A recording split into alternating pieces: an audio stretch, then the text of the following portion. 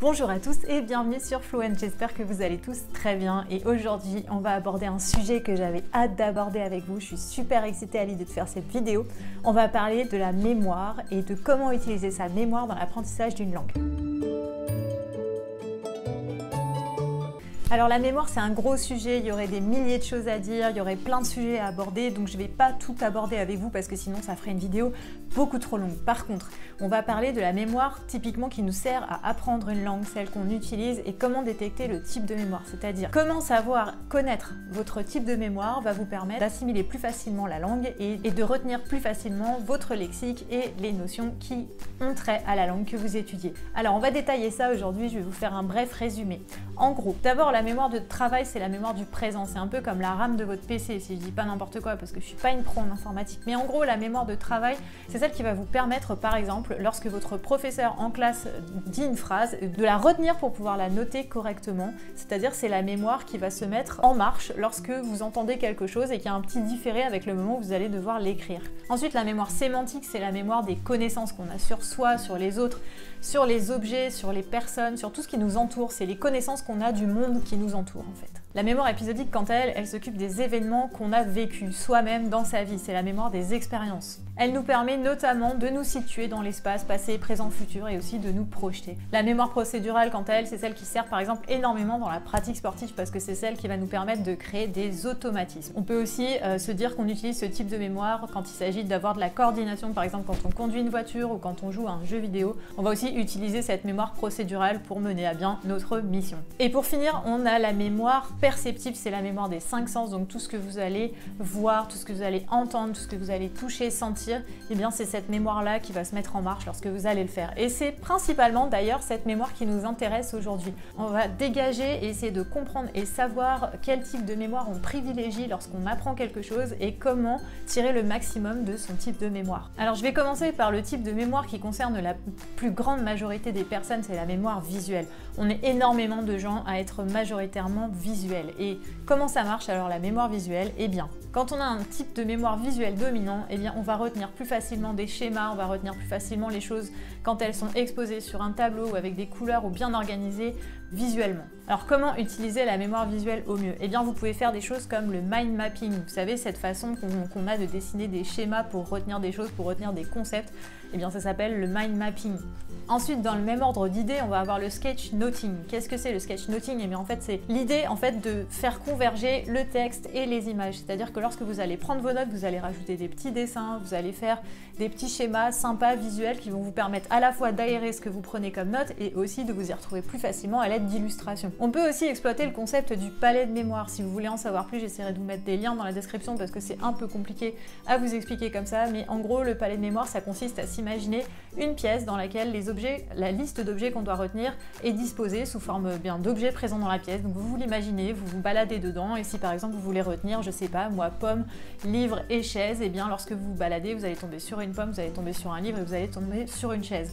Et en fait c'est comme ça notamment qu'on retient plus facilement une liste de courses ou ce genre de choses. Alors la personne qui a une mémoire visuelle, eh bien comme son nom l'indique, elle a besoin d'appréhender les choses visuellement. Personnellement c'est mon cas, j'ai les 3 types de mémoire qui sont quand même relativement équilibrés, mais la mémoire visuelle est quand même un petit peu plus loin devant. Et par exemple moi, lorsque j'apprends une liste de vocabulaire, eh bien j'ai besoin de la voir dans sa globalité. C'est pour ça que j'utilise à la fois Memrise et aussi que j'utilise un cahier de vocabulaire dans lequel je note les choses en fait que je dois retenir, parce qu'en fait selon l'endroit où le mot est placé sur ma page et selon en fait la vision que j'ai de l'endroit où il est placé, eh bien je vais plus facilement le retenir. Je sais qu'il est à tel endroit dans ma liste et donc j'ai une idée de la position géographique de l'objet que je dois retenir et ça me permet de le retenir plus facilement. De la même manière, lorsque je révise sur Memrise, vu que je n'ai pas d'aperçu global de la liste que j'ai à apprendre, eh bien je me sens un peu comme si, je pourrais dire que je sens comme si j'étouffais un petit peu parce que j'arrive pas à dégager une structure globale, j'arrive pas à prendre du recul sur ce que je vois.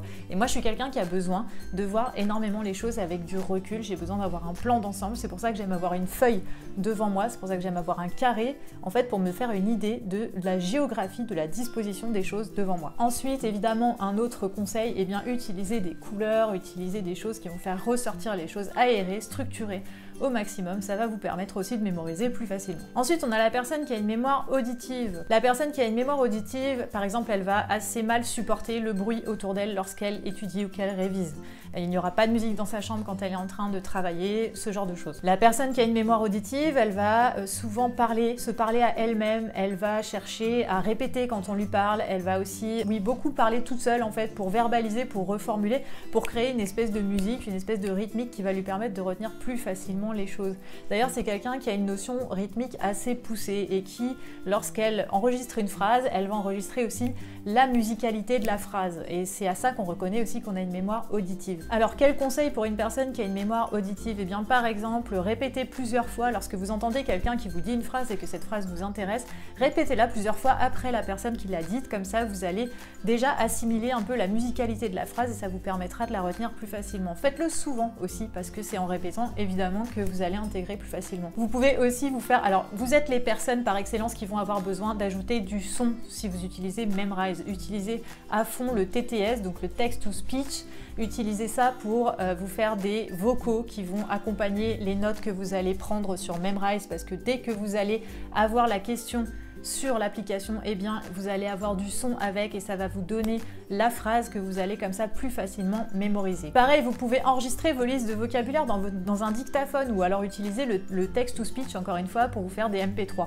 Et comme ça, vous l'écoutez dans votre voiture ou vous l'écoutez avant de dormir avec vos écouteurs, vous mettez votre liste de vocabulaire et vous dites par exemple, je sais pas moi, apple, pomme, tadada, tadada, etc. Et comme ça, vous allez aussi plus facilement synthétiser les informations, les mémoriser, etc. Ensuite, on a un type de mémoire qui est plus complexe, c'est la mémoire kinesthésique. Alors vous allez me dire, qu'est-ce que la mémoire kinesthésique vient faire dans l'apprentissage d'une langue? Eh bien, elle a sa place comme tous les autres types de mémoire. Il y a des gens qui sont peut-être plus rares, mais qui ont une mémoire kinesthésique prédominante et ils ont besoin d'utiliser cette mémoire-là pour mémoriser. Alors, comment ça se passe? Le kinesthésique, il a besoin d'apprendre par l'action, il a besoin de manipuler, il a besoin de bricoler, il a besoin de bouger en apprenant. C'est pour ça que ce sont des gens qui ont énormément de mal, lorsqu'ils sont petits, à rester assis dans une salle de classe à écouter ce qu'on a à leur dire. Le kinesthésique, il aime le concret, il aime relier l'information à une expérience qu'il a déjà vécue. Il aime beaucoup qu'on accompagne les notions d'anecdotes, qu'on lui raconte des histoires et qu'on illustre les choses par des faits concrets. Les explications et les schémas, ça le gonfle, ça l'ennuie, ça sert à rien. Quand on est en train de lui expliquer quelque chose pendant un certain temps, lui il trépigne parce que il a envie de faire, il a envie de mettre en pratique tout de suite. Il aime beaucoup imiter et d'ailleurs il apprend en imitant. Et enfin, le kinesthésique, c'est quelqu'un qui a besoin de sens. Il ne peut pas faire quelque chose, il ne peut pas accomplir une tâche qui selon lui n'a pas de sens. Pour lui, c'est pas possible. Alors comment apprendre facilement quand on a une mémoire kinesthésique? Eh bien déjà, j'ai envie de dire, apprenez en bougeant, changez de décor, baladez-vous, marchez, faites des choses pendant que vous êtes en train d'apprendre. C'est un peu tout le contraire des personnes qui sont visuelles ou auditives. Par exemple, l'auditif, il a besoin d'être dans le plus grand des calmes, dans sa chambre, enfermé, sans bouger. Eh bien, le kinesthésique, lui, il va avoir besoin de marcher, il va avoir besoin de faire des choses parce qu'il va associer les choses, les notions qu'il est en train d'apprendre avec l'endroit où il était ou ce qu'il était en train de faire à ce moment-là. Par exemple, vous pouvez tout à fait travailler debout devant un tableau Velleda. Vous mettez un tableau Velleda et vous bougez en même temps. Voilà, vous prenez votre feutre, vous écrivez, vous faites des choses. Vous êtes dans l'action, vous reculez, vous regardez, vous réavancez, etc. Vous bougez en fait, vous êtes dans l'action et du coup ce sera beaucoup plus simple pour vous. Privilégiez les situations concrètes. Lorsque vous êtes kinesthésique, eh bien il va falloir que lorsque vous étudiez une langue, vous soyez un maximum confronté à des documents authentiques, c'est-à-dire eh bien des choses qui sont non pas sorties d'un manuel et qui n'ont pas de rapport avec la réalité, mais plutôt justement des documents réalistes et authentiques qui viennent vraiment du pays dont vous êtes en train d'étudier la langue, c'est-à-dire des extraits de, ça peut être des articles de blog qui viennent du pays en question, ça peut être des émissions, ça peut être voilà tout ce qui est authentique et qui vient réellement de là-bas et qui parle de situations et de choses concrètes. Ensuite, accordez une attention particulière à votre environnement, c'est-à-dire que comme vous êtes vachement sensible à ce qui vous entoure et l'expérience que vous avez vécue, vous allez retenir ça sous forme d'une expérience, et bien faites en sorte que cette expérience elle soit agréable pour vous, donc faites très attention à l'environnement dans lequel vous travaillez, faites en sorte qu'il soit très agréable. Et puis enfin, essayez de vous raconter des histoires, et bien racontez-vous une histoire autour de laquelle il se passe des choses et vous intégrez les notions que vous avez à retenir dans cette histoire concrète ou pas d'ailleurs, mais au moins une anecdote qui va illustrer et donner un sens à ce que vous êtes en train d'apprendre, car vous avez besoin de sens. Donc une note importante sur les types de mémoire, sachez qu'on n'a pas forcément un type de mémoire dominant à 100%, c'est-à-dire qu'on peut combiner plusieurs types de mémoire, en avoir un peu plus dominant que les autres. Comme je vous l'ai dit, c'est mon cas, moi je suis plutôt visuelle, mais j'ai aussi la mémoire kinesthésique parce que j'ai fait énormément de sport et que je l'ai développée, et la mémoire auditive parce que j'ai fait aussi beaucoup de musique. Donc je jongle un petit peu entre les trois, et en fait c'est selon les situations que chaque type de mémoire va s'activer, c'est ce que j'ai remarqué. Donc essayez, si vous avez envie de faire le test, je vais vous proposer 2 tests que je mettrai dans la description en lien, mais ne vous y fiez pas non plus à 2000% parce que vous avez probablement plusieurs types de mémoire et que ces types de mémoire s'activeront peut-être en fonction de diverses situations et des habitudes que vous avez prises.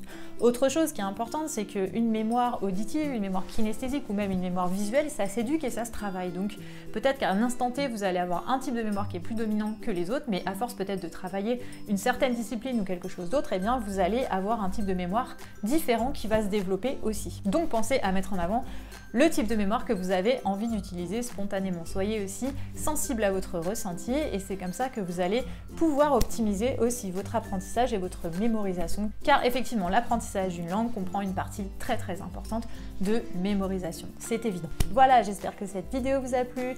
Si elle vous a plu, évidemment n'hésitez pas à la liker, à la partager, à vous abonner, activer les notifications, nous suivre sur les réseaux sociaux, et aussi je tiens à rajouter que j'aimerais, comme je vous l'ai dit dans une précédente vidéo, j'aimerais vraiment que vous me racontiez votre histoire avec les langues étrangères. Ça m'intéresse beaucoup, alors n'hésitez pas à me raconter votre histoire en commentaire ou alors vous pouvez le faire sur mes réseaux sociaux. Je vous attends et je vous remercie par avance. Je vous souhaite une excellente fin de journée et je vous dis à la semaine prochaine pour une nouvelle vidéo.